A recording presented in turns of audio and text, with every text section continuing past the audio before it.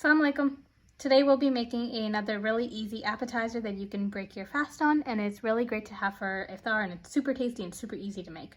So I've gone ahead and I have boiled 2 medium potatoes, and I've gone ahead and mashed them and added in a few spices. So once you've added in the spices, you basically want to make these little balls that I have. And the spices that I add in, or traditionally that I use, are Chaat Masala. And you can buy this at any desi grocery store. You can also probably find recipes for it online.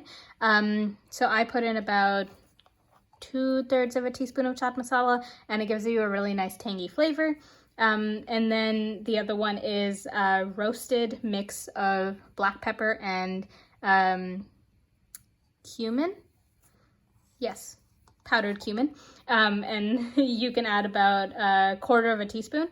If you don't eat a lot of spicy food, then don't add as much of the roasted black pepper and cumin. It gives it a bit more of a stronger taste. You also want to add in a bit of salt, so maybe 1/2 teaspoon or so. You can adjust it as you need to. But just make sure there is enough of the chaat masala because you really want it to be nice and tangy. So we're going to take these balls and we're going to let them rest for just a little bit, and then we'll be covering them in a batter and then deep frying them.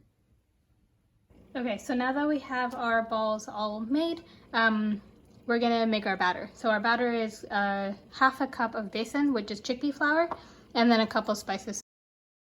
So we're just going to mix to incorporate, and then we're going to slowly start adding in some water. You don't want to add in too much water at once because you want to be able to control the thickness.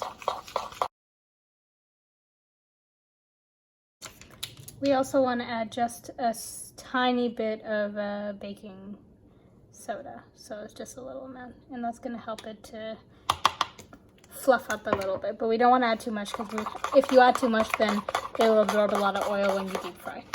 So that's kind of a nice consistency, and this is going to coat our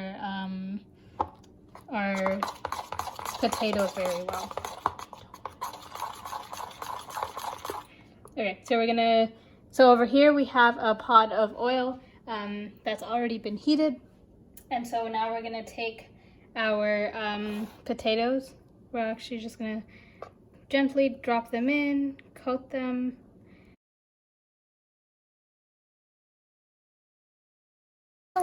If you have access to one, use a deeper pot than the one that I'm using so it doesn't touch the surface at the bottom and burn, or just kind of make sure that you flip it a little sooner. So you don't want it to turn black like that, you want it to be a nice brown like that one. And we're just going to take it out onto a tissue paper so that excess oil can be soaked up.